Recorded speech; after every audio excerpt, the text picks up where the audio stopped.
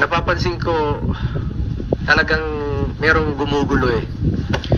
Merong nasa likod nito na ginugulo lang po yung katotohanan. But I am one with the Filipinos in this crusade and fight against corruption. Kasama niyo po ako dito. Labanan po natin ito. Labanan dito si... Kulong po natin ang mga kurakot at mga magnanakaw.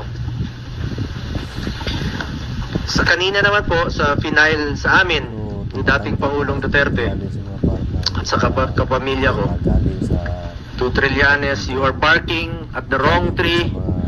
Kung seryoso ka talaga, bakit di mo kasuhan yung mga totoong mga corrupt talaga? Bakit di mo kasuhan yung mga financials mo? Yung mga contractor, alam mo yun. Alam mo yun. Kita mo, nakailang buwan na tayo dito sa pagdidinig sa Senado. Ilang hearings na po. Lumalabas naman yung totoo, sino yung mga contractor. Yung talagang may-ari, sila mismo yung may kontrata, sila yung mismong kumikita, sila yung contractor, sila pa yung congressman, sila yung habulin mo, Trillanes. Ayaw mong habulin dahil financier mo nga. Tama yung sinabi ni Senator Bato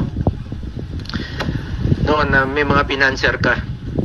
Baka nga yung ginamit mong pondong yon nanggaling pa sa flood control.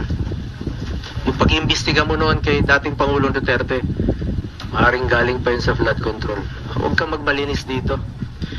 Huwag mong ilihis ang totoong issue. Dito lang tayo sa katotohanan. Seek the truth, not the script, not the playbook.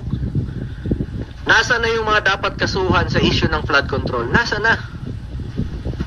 Bakit walang mga pinangalanan na malalaking tao? Yung mga buhaya, ba't pilit yung pinagtatakpan? Yung totoong issue rito, flood control at ghost projects. Nasa na po? Kaya nakikiusap po ako sa ICI, sa Ombudsman, sa DPWH. Kasuhan niyo yung mga malalaking tao. Yung sangkot sa flood control. Yung sangkot dito sa mga ghost projects. Inaantay po ng tao. Pag inilihis niyo po ang katotohanan, magulo po ito. Magulo po ito. At isa po itong lumang tugtugin mula sa lumang script. Recycled na po yung mga issue. Pilit binubuhay para lang mapinturahan po ako ng maitim para siya po ang magmukhang maputi. My conscience is clear. Unlike him, panlabas o panloob, pati konsensya niya madumi. Ang layunin niya ay proteksyonan lang po ang kanyang mga financer at mga nasa likod ng black propaganda na ito. Ang dapat kasuhan ay ang mga financials kasi sila po yung totoong mga nagnakaw. Hindi po ako magnanakaw. Hindi po ako kontraktor. Senador po ako na nagsiservisyo lang po sa ating mga kababayang Pilipino. At may delikadesa po ako. Yung prinsipyo po ko po sa buhay, yan lang po ang pwede kong pangalagaan sa ngayon. Pangalan ko po at hindi ko sasayangin yan. Kesa sayangin natin dito sa walang kwentang paninira, tatrabaho na lang po ako. Serbisyo, pagmamalasakit at sipag po ang pwede ko ialay sa ating mga kababayang Pilipino. Tingnan nyo lang po kung hindi ba recycled ito. Rehash. 2018, September of 2018. Bago yung halalan, no? Bago pa ako nag-file. Unang tumakbo bilang senador. Nag-ingay na siya noon. Siniraan na niya ako. Siya pang senador noon, no? Ako hindi pa. Kandidato pa lang. Same issue. Noong 2021, akala naman niya natatakbo ko. Same issue. July of 2021. Last year, nung ako po'y patakbo muli for re-election, July 6 of 2024. Same issue. Same. Yung suot ngayon, ay araw na ito. Ito, July 2024, last year po ito. Yung suot niyang polo, pareho pa rin ng kulay, yung suot niya ngayon. Rehash pa rin, pati polo niya, rehash pa rin. Ginamit muli. Yun pa rin ang ginamit niyang paninira sa akin. Para siya ang pumuti. Polo na nga siya ng puti para pumuti kunwari. Pero yung kanyang hangarin ay napaka dumi. Alam nyo, nung ako po ay nag-obserba ng delikadesa sa buhay ko, baka pamilya niya po hindi. Nabalitaan tayo noon, mismo yung tatay niya naging dealer po sa GHQ ng Armed Forces. At nabalitaan nga natin no, na kakasino rin. At may mga ghost rin na yun lang nabalitaan ko noon. So sana naman tingnan mo ng mabuti kung sino yung walang delikadesa sa atin. Bakit na nililihis ni Trillanes sa mga 2017 projects? Umabot na siya ng 2007. Sino ba mag-aakalang maging presidente si Pangulong Duterte? 2007, gawin mong issue. Eh kung negosyante yung pamilya ko noon, mapigilan ko ba silang magnegosyo? Wala pa ako sa mundong ito. 70s pa lang may negosyo na po pamilya ko.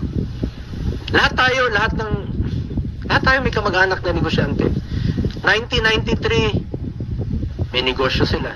Wala pa po ako kay Mayor Rodrigo Duterte noon, may negosyo na sila.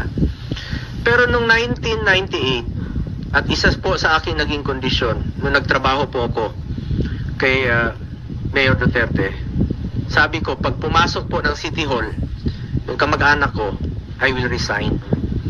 Ayaw ko po magnegosyo sila sa City Hall dahil I observe delikadesa at ayaw ko po ng conflict of interest. Nung naging presidente siya, 2016, dala-dala ko po ito. Hindi po sila nakakapasok ng Malacanang. Hindi po ako pumapayag. Nakialam ba ako sa negosyo nila? Hindi. Nakinabang ba ako? Hindi. At binigyan ko ba sila ng pabor for government contracts?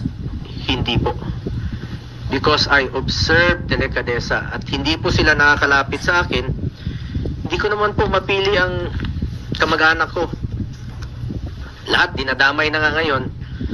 Baka sa susunod, lolo ko na idamay nila. Hindi ko po mapili ang kamag-anak ko. Hindi to titigil si Trillanes. Sabi ko nga, taon-taon niyang gagawin yan. Hindi yan titigil hanggat palitan ko siguro ang aking kamag-anak o kunin ng Panginoon ang aking mga kamag-anak. Hindi na titigil yan.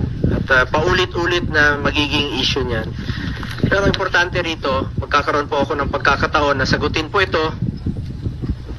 Dahil ako mismo, hindi po ako papayag na magninegosyo po ang aking pamilya sa gobyerno. At hindi po ako bibigay ng pabor sa kanila. Hindi lang natin mapigilan kung sino sa ating mga kamag-anak ang magninegosyo. As long as wala akong ginawa na bigyan sila ng pabor at hindi po ako nakinabang at hindi ko po ginamit ang aking posisyon para mabigyan po ng pabor ang aking pamilya.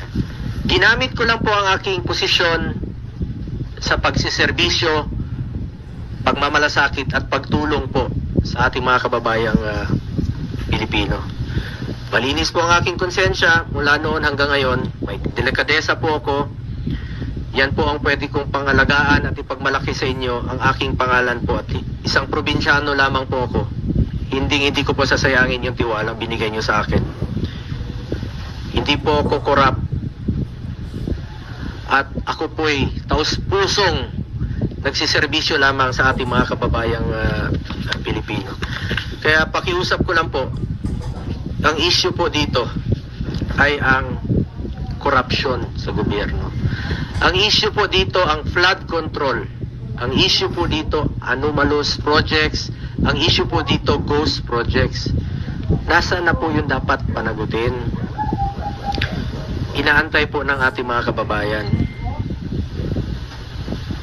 Ayoko na pong aksayahin yung panahon. Sayang yung oras natin dito. Sana makapagtrabaho na tayo. Mas malaga sa akin ang trabaho, ang serbisyo at ang kapakanan ng mga Pilipino.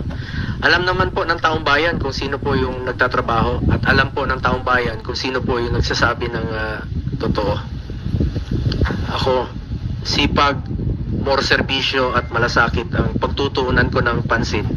Simula noon hanggang ngayon, yan naman po ang aking ginagawa. At alam po ng Pilipino kung sino yung nagsiservisyo at nagtatrabaho. Nasa Pilipino na po yan kung kanino po kayo maniwala. Nasa sa inyo na po yan.